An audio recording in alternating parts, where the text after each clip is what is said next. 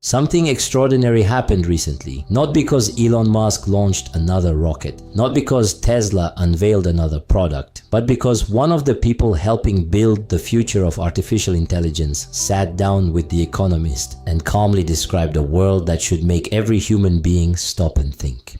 He wasn't speaking like a salesman. He wasn't speaking like a politician. He wasn't speaking like someone making outrageous predictions for attention. He spoke with the confidence of someone who has seen where this technology is heading, and sometimes certainty is more terrifying than panic. Because Elon Musk didn't describe a distant future, he described one that is already arriving. He said he believes artificial intelligence will surpass the combined intelligence of every human being on Earth within roughly 5 years. Pause for just a moment. Not smarter than Einstein, not smarter than the greatest scientist alive today, smarter than all of humanity combined. For thousands of years, intelligence has been our greatest advantage. It built civilizations, it discovered electricity, it split the atom, it landed us on the moon, it decoded the human genome. Now imagine creating something that exceeds all of it. Musk went even further. He said there may eventually be virtually nothing AI cannot do better than humans, except perhaps simply being human. Think about what that actually means. Every profession, every industry, every intellectual skill, every competitive advantage you've spent your entire life developing is now being challenged. This is no longer a conversation about technology, it is a conversation about identity. Then came one of the most overlooked parts of the interview. Years ago, Elon Musk warned humanity about artificial intelligence. He signed open letters calling for caution. He repeatedly compared uncontrolled AI to one of civilization's greatest existential risks. But now, his language has changed. He openly acknowledged that this race is no longer something humanity is realistically going to stop. The conversation has shifted from "should we build it?" to "how do we survive living with it?" Think about that.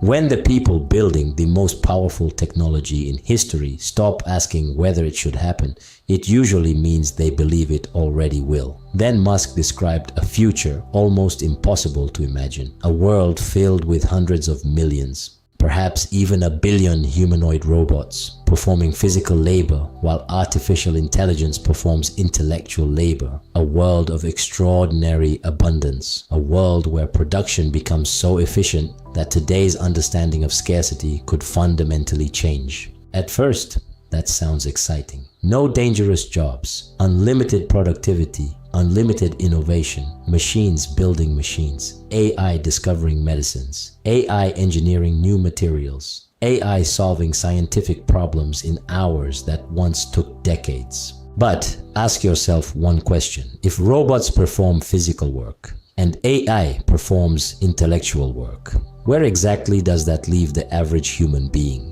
Because for centuries, our identity has been attached to what we do. I'm a lawyer, I'm a doctor, I'm a nurse, I'm an engineer, I'm a truck driver, I'm a teacher. But what happens when AI performs every one of those roles faster, cheaper, and perhaps better? Who are you when your profession is no longer your identity? Then the interview moved somewhere even bigger, China, and Elon Musk's comments should have captured headlines across the world. According to Musk, China is far closer to the frontier of artificial intelligence than many people in the West realize. He pointed to rapidly advancing Chinese AI models and suggested the gap is much smaller than most assume. Then he made a statement with enormous geopolitical implications. He said that if China had unrestricted access to the world's most advanced AI chips, there is a good chance it would become the global leader in artificial intelligence. Think carefully about that. This is no longer simply a competition between OpenAI, xAI, Anthropic, or Google. This is becoming a race between civilizations, between economic systems, between military powers, between nations competing to build the most powerful intelligence humanity has ever created. Musk explained that the future is no longer determined only by software. It depends on three strategic resources: AI chips, electricity, and robotics. Then he said something almost nobody noticed. China already produces enormous amounts of electrical power, and Musk argued that electricity itself is becoming one of the decisive resources in the AI era. Compute is no longer just about clever algorithms, it is about the physical infrastructure that can power them. For over a century, nations fought over oil. Now they are racing for compute, for energy, for semiconductor manufacturing, for the infrastructure required to train superintelligence. History is changing right in front of us. But then came perhaps the most revealing moment of all. Despite all of these warnings, Elon Musk did not call for stopping artificial intelligence. Instead, he proposed that the world's leading AI companies should peer review one another's frontier models before releasing them. Not because the race should stop, but because the consequences of mistakes could become extraordinary. Think about what that tells us. The architects of artificial intelligence no longer appear to believe they can pause this race. They are trying to manage it. That is a completely different conversation.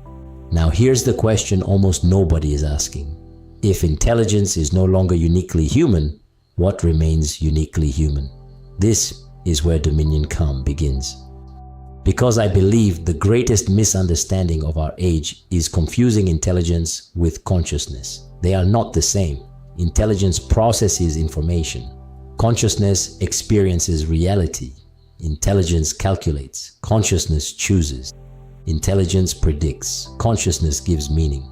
A machine may one day outperform every human being at mathematics, medicine, engineering, science, law, music, and perhaps even creativity. But none of those answers the deepest question. Who is aware of the experience? Modern neuroscience still cannot explain why subjective awareness exists at all. The so-called hard problem of consciousness remains unsolved. Despite all our advances, we still do not know why there is an I experiencing reality, and perhaps that mystery is more important than ever, because throughout history, every technological revolution replaced human labor. This one aims to replace human cognition itself. And when cognition is no longer your advantage, you will be forced to answer a question civilization has successfully avoided for thousands of years. Who am I if I am no longer the smartest thing in the room? That question isn't technological. It is spiritual. It is psychological. It is existential. Ancient wisdom pointed toward this moment long before microchips existed. Know thyself, be still, and know. The kingdom of God is within you. These were never merely religious sayings. They were invitations to discover an identity deeper than occupation, deeper than intellect, deeper than performance, deeper than information. Because information can now be manufactured. Knowledge can now be synthesized. Intelligence can now be engineered.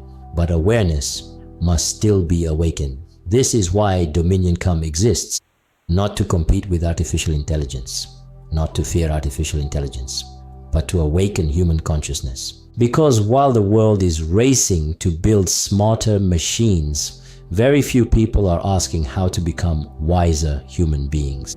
The greatest danger isn't simply that artificial intelligence becomes more intelligent. The greatest danger is that humanity remains asleep while it does. History will remember this generation for one of two reasons. Either we created the most powerful intelligence ever known while forgetting ourselves, or we allowed the rise of artificial intelligence to awaken something even greater, our own consciousness. Because in the end, the future will not belong only to those who build the smartest machines. It will belong to those who remember what it truly means to be human.